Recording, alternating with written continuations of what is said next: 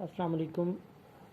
امید کرتا ہوں کہ تمام طالب علم خیر عافیت سے ہوں گے۔ آج کا جو ہمارا ٹاپک ہے وہ ہے حصہ معروضی میں سے۔ حصہ معروضی میں 20 نمبر کے ٹوٹل ایم سی کیوز آتے ہیں جو 4 حصوں پہ مشتمل ہوتے ہیں۔ 5 نمبر کے ایم سی کیوز جو ہیں وہ اسباق میں سے ہوتے ہیں، 5 نمبر کے رموز اوقاف میں سے، 5 نمبر مطابقت اور حروف میں سے، اور 5 نمبر جو ہے وہ ہوتا ہے مصادر کا بطور امدادی فعل استعمال۔ آج جو ہم پڑھ رہے ہیں اس میں رموز اوقاف ہے۔ رموز جمع ہے رمز کی، رمز کا مطلب ہوتا ہے اصول، جس کے معنی اشارہ کے بھی ہیں، اور اوقاف جو ہے یہ وقف سے نکلا ہے، وقف کی جمع ہے جس کے معنی ٹھہرنے کے ہیں۔ اس کا جو مطلب ہوگا وہ یہ ہوگا کہ عبارت کے پڑھتے ہوئے یا عبارت پڑھتے وقت ٹھہرنے کے جو اصول ہیں وہ ہم پڑھتے ہیں۔ کوئی بھی زبان ہو اس کو سمجھنے کے لیے، پڑھنے کے لیے کچھ علامات کا استعمال کیا جاتا ہے، بالخصوص انگریزی اور اردو میں۔ ان علامات کی مدد سے ہمیں وہ عبارت پڑھنے میں اور اس کو سمجھنے میں آسانی ہوتی ہے، اور ہمیں پتہ چلتا ہے کہ ہم نے اس عبارت کو، اس میں جو جملے ہیں ان کو پڑھنا کیسے ہے، ان کو ادا کیسے کرنا ہے، ان میں ٹھہراؤ کیسے رکھنا ہے۔ مثال کے طور پر ہم ایک جملہ بولتے ہیں، روکو مت جانے دو۔ اگر اسی جملے کو میں دوسرے انداز سے بیان کرتا ہوں، جو وقف ہے، جو ٹھہراؤ ہے، وہ میں چینج کرتا ہوں، روکو مت جانے دو۔ اب جملہ وہی میں نے ادا کیا، الفاظ وہی ہیں، لیکن دونوں کے مطلب بدل گئے۔ روکو مت جانے دو مطلب اور ہے، روکو مت جانے دو مطلب اور ہے۔ میں نے اب کیا کیا کہ یہاں پر رموز اوقاف کا استعمال کیا، یعنی میں نے وہاں ٹھہراؤ اور جو وقفہ ہے اس کو استعمال کیا، تو مطلب ہی بدل گیا۔ تو بنیادی طور پر رموز اوقاف کا یہ مطلب اور یہ مقصد ہوتا ہے۔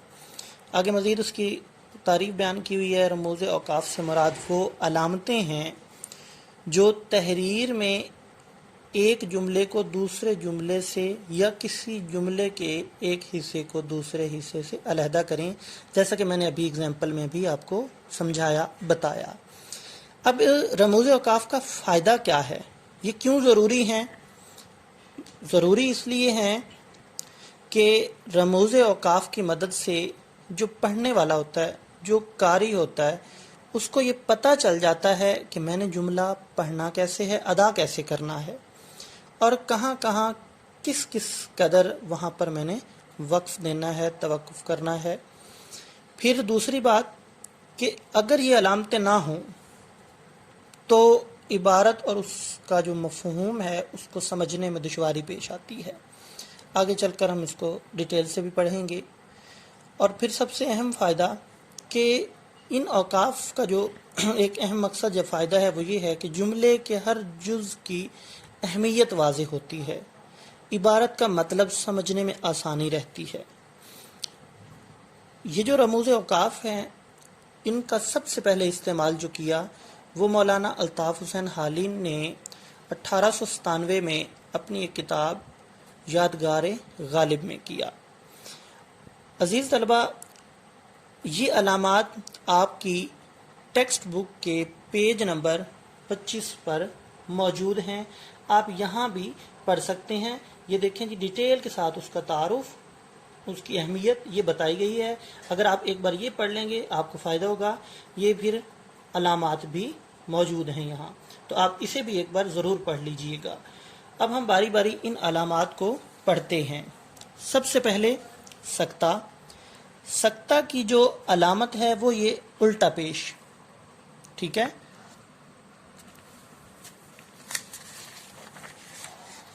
اب سکتہ کی تعریف۔ سکتہ کی علامت سب سے مختصر ठहराव के लिए इस्तेमाल होती है।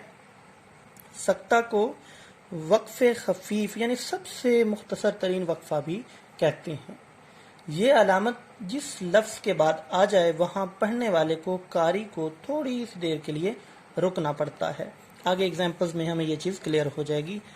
अब इसका इस्तेमाल कहाँ है, यानी एक दूसरे के बदल के तौर पर आने वाले इसम नाम को कहते हैं। मुतरादिफ एक जैसे हम रुतबा अल्फाज के जोड़ों के दरमियान ये अलामत लगाई जाती है। नीचे कुछ मिसालें दर्ज हैं। अली, अहमद और जैन दोस्त हैं। अब यहाँ पर अली के बाद मैंने थोड़ा सा ठहराव दिया, अलामत भी मौजूद है। अगर ये अलामत ना हो तो फिर हम इसको अलहदा नहीं कर सकते, हम समझ नहीं सकते, फिर तो हम इसको अली अहमद पढ़ सकते हैं। अली अहमद भी नाम होता है, लेकिन हमें यहाँ सक्ता की अलामत से यह बात क्लियर हुई कि यहाँ पर जो दोस्त हैं वो 3 हैं, 2 नहीं, अली, अहमद और जैन। अगर वैसे ये सक्ता की अलामत ना होती तो शायद हम अली, अहमद और जैन पढ़ लेते, जिसका मतलब ये होता कि शायद 2 ही दोस्त हैं। तो ये इसकी बुनियादी तौर पर जो ज़रूरत और अहमियत है वो ये है। फिर आगे कायदे आज़म बानी पाकिस्तान बहुत बड़े सियासतदान थे। आगे चलकर आग, पानी, हवा और मिट्टी ज़िंदगी के ज़रूरी अज्जा हैं। अब यहाँ पर मैंने क्या किया, ज़रूरत थी कि हर एक लफ्ज़ के बाद मुख्तसर सा ठहराव दिया जाए, तो मैंने उस लिहाज से इसको पढ़ा, अदा किया।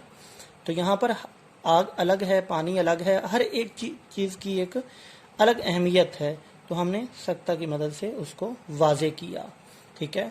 आगे इम्तिहान में जो आपसे सवाल पूछा जाएगा वो कुछ इस तर्ज पे होगा, इस तरह से होगा, इसी से मिलता जुलता होगा।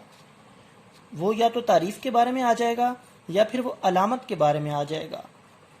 अब किस तरह से आएगा ये उसी वक्त हमें पता चलेगा जब हम इम्तिहान में जाएंगे, लेकिन ये मैंने एग्जाम्पल के तौर पे, मिसाल के तौर पर आपको समझाने के लिए यहाँ मेंशन कर दिया है। सक्ता की तारीफ है, 4 MCQs होंगे। मुकम्मल ठहराव, तफसील बयान करना, मुख्तसर ठहराव, जुमलों को मिलाना। अब हमने ऊपर डेफिनेशन में ही पढ़ा था कि ये मुख्तसर ठहराव के लिए अलामत इस्तेमाल होती है, तो यहाँ पर जो दुरुस्त जवाब है वो मुख्तसर ठहराव है और पेपर में आपने इसी पर निशान लगाना है। उसके बाद सबसे मुख्तसर ठहराव के लिए अलामत इस्तेमाल होती है वक्फा, सक्ता, खत्मा, तफसीलिया। तो हमें पता है कि मुख्तसर ठहराव के लिए जो अलामत इस्तेमाल होती है वो है सक्ता की, तो हम सक्ता पे निशान लगाएंगे। ठीक है। अब हम अगले उसूल की जानिब बढ़ते हैं। वो है जी वक्फा। वक्फा की अलामत, ये नीचे एक छोटा सा डॉट होगा, ऊपर उल्टा पेश होगा, ये होगी वक्फा की अलामत। ठीक है। तारीफ, जब सक्ता से ज्यादा ठहराव दरकार हो तो वक्फा की अलामत इस्तेमाल होती है। वक्फा को निस्फ वक्फ भी कहते हैं। इसका इस्तेमाल कहाँ होता है, जब एक बड़े जुमले में कई छोटे छोटे जुमले आए, तो ये कई होगा, कहीं नहीं, कई छोटे छोटे जुमले आए तो वक्फे की अलामत इस्तेमाल होती है। ठीक है। जब एक बड़े जुमले में कई छोटे छोटे जुमले आए तो अलामत जो इस्तेमाल होगी वो होगी वक्फे की। ठीक है। मिसाल के तौर पर लाहौर पंजाब का, कराची सिंध का, क्वेटा बलूचिस्तान का और पेशावर KPK का यानी खैबर पख्तूनख्वा, जिसका पहले इसका नाम सरहद था, का दारुल हुकूमत है। अब देखें लाहौर पंजाब का, यहाँ पर अब मेरा ठहराव ज़्यादा है, जो मैं रुका हूँ वो ज़्यादा देर के लिए रुका हूँ। कराची सिंध का, क्वेटा बलूचिस्तान का, और अब यहाँ और आ गया इसलिए अलामत की ज़रूरत नहीं है, सरहद का या खैबर पख्तूनख्वा का दारुल हुकूमत है। जो करेगा सो भरेगा, ज़रबुल मिसल है। आना तो खफा आना, जाना तो खफा जाना, यानी यहाँ पर मैंने ठहराव ज़्यादा किया। इम्तिहान में पूछे जाने वाले मुमकिना सवालात नीचे दर्ज हैं जी। वक्फा की अलामत, अब यहाँ पर मैंने अलामात लगा दी हैं। ये अलामत वक्फा की नहीं सक्ता की है, ये अलामत भी वक्फा की नहीं, ये अलामत भी। तो जो दुरुस्त हमारी अलामत होगी वो होगी ये आखिर वाली। ठीक है, अब वक्फा की तारीफ मुख्तसर ठहराओ, मुकम्मल ठहराओ, सक्ता से ज़्यादा ठहराओ, तफसील बयान करना। ठीक है, तो यहाँ पर जो दुरुस्त जवाब होगा वो सक्ता से ज़्यादा ठहराव होगा। ठीक है,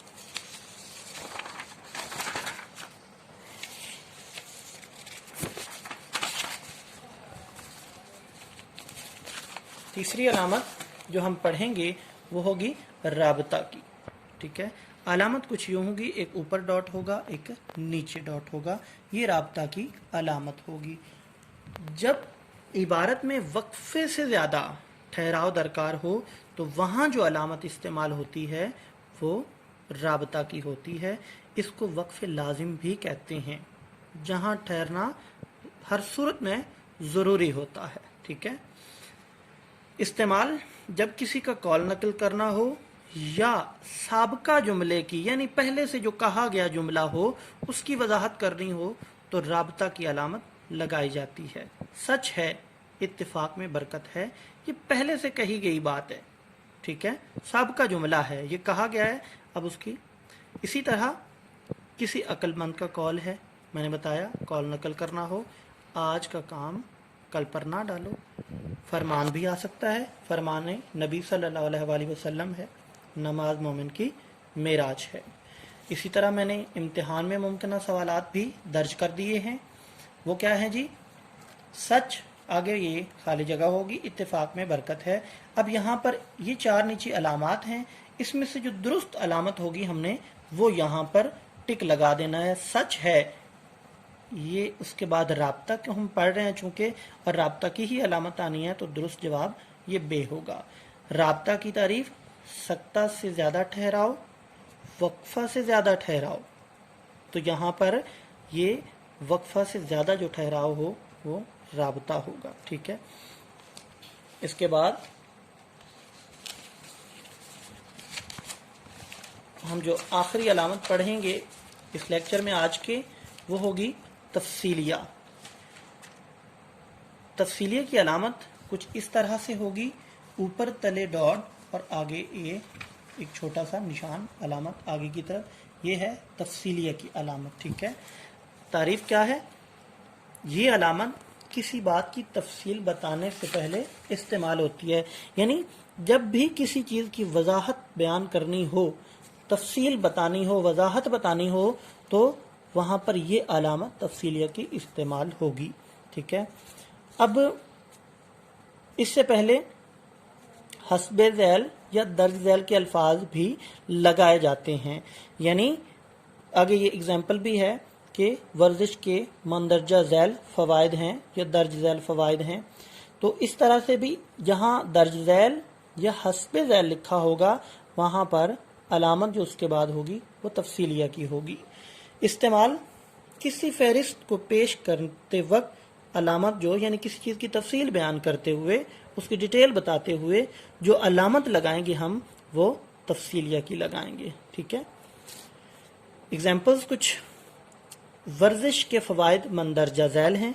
ठीक है, उसके बाद अलामत देखें तफसीलिया की लगाई गई है, क्योंकि हम यहाँ डिटेल बता रहे हैं, वजाहत बता रहे हैं, तफसील बता रहे हैं। तो वर्जिश से क्या होता है जी? सेहत अच्छी रहती है, इसकी खाना हजम होता है वगैरह वगैरह।